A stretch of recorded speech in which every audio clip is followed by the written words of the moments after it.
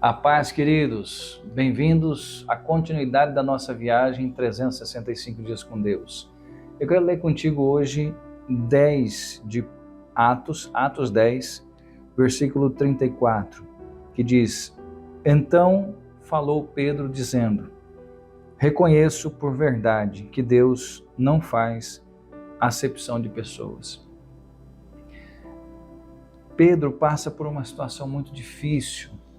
Ele faz um pouco nos lembrar de Jonas, quando Jonas é convidado por Deus, é chamado por Deus para levar a palavra para Nínive. Mas ele tinha restrições, não dá tempo para falar dessas restrições, mas ele tinha com relação ao povo daquela cidade. E ele fugiu, ele não queria pregar para aquele povo. Ele não queria pregar porque ele sabia que se ele pregasse, Deus ia salvar aquele povo.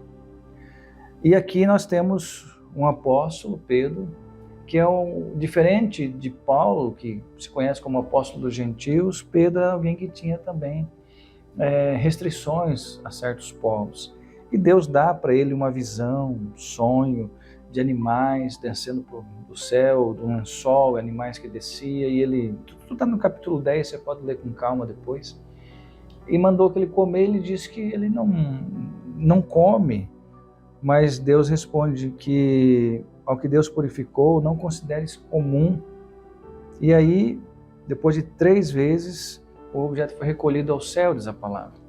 E Pedro ficou sem entender. Depois Pedro recebe uma visita, depois ele é convidado a ir até a residência de Cornélio, e ali ele vê a manifestação de Deus. Tanto é que nos últimos versículos nós vemos que o Espírito Santo desce sobre aquele povo, e aí ele fala: meu Deus, se desceu o Espírito Santo, como que nós não vamos batizar esse povo? Eles batizam depois aquele povo, e Pedro ali recebe uma ação maravilhosa de Deus, mostrando que Deus não faz acepção de pessoas. Ele viu isso na prática.